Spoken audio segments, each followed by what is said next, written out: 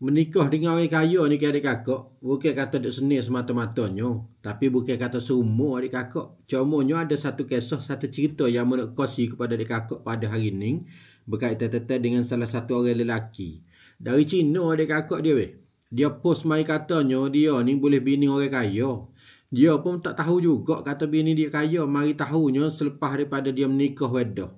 Bahawa dia menikah duduk sekali wegak ni, baru tahulah kata keturunan dia ni orang kaya, keturunan isteri dia ni adik kakak dia.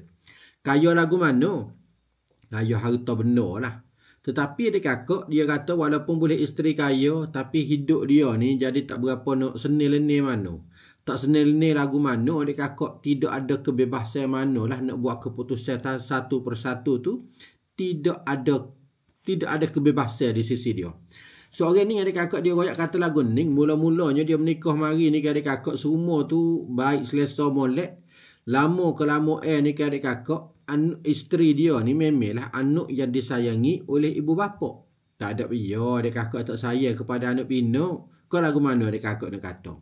Maka adik kakak selama lama nya adik kakak lepas daripada setahun mari dagak ni, jadi nampak hala kau kurang bebas sikit weh. Lagu mana kurang bebas ni adik kakak dia weh? Jadi kata kau nak buat go tu tak leh, nak buat go ni tak leh. Boh ke buat perancangan nak pergi berjalan melancong di situ sini ni pun tak leh. Sebab apa nama? Sebab orang tua isteri dia ni ataupun tok tua dia tu buat perancangan belaka. Nak pergi jalan situ sini pun tak leh pergi adik kakak dia weh. Sebab orang tua dah buat kira belaka. Tu dia. Lepas tu dia paksa lagi weh tok tua dia ni. Dia paksa katanya apabila hari siapa hari ibu. 1 Mei. Bawa siapa hari ibu ni, anak dia, isteri bagi seorang lelaki yang main duk cerita ni lah. Katanya mesti tulis surat buat bagi ucapan kepada mak dia ni tak kurang daripada 500 kelima. Roy Kam. Dia suruh kian weapon wi kepada mak dia ni. Mak dia paksa suruh anak dia tulis adik kakak weh. Jangan wi kurang daripada 500 kelima.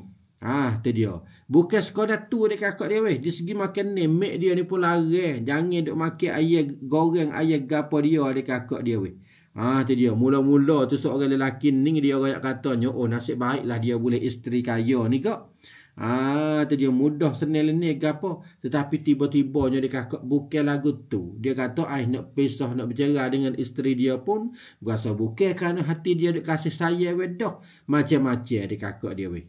Tu dia. Dia orang lain ni kak pakat nak lah ke kaya harta gapo dia ni. Tapi dia ni adik kakak kaya sungguh, kaya hak demo, kaya hak tua. Tapi dia ni duk tak senil ni. Di sisi adik kakak nampak lagu mana berkenaan dengan khabar maklumat cerita ni. Cuba adik kakak kongsi mari di dalam ruang komen kita di bawah. Adakah tidak kita biasa berjumpa lagu ni adik kakak? Boleh isteri kaya ataupun pasangan hidup kaya, tapi duk tu tak berapa nak senang, susah, gelisah di dalam hati. Adakah tidak lagu ni adik kakak? Cuba royak mari. Setiap kali nak beli furniture ataupun alat-alat Prabu, ingatlah di kedai Yaklah Furniture. Di sini ada jual belaka dengan cukup lekat. Sama ada khisi, sofa, meja dan luk, almari, tikar, meja makan nasi, lemek, katil dan lain-lain lagi. Boleh kita pergi pilih beli di kedai Yaklah Furniture. Terletak dekat dengan Sunju Wacon Tesaban Nakhon Jala. Harga berpatut layannya baik hatta sampai tepat. Setiap kali nak beli alat-alat furniture, ingatlah di kedai Yaklah Furniture.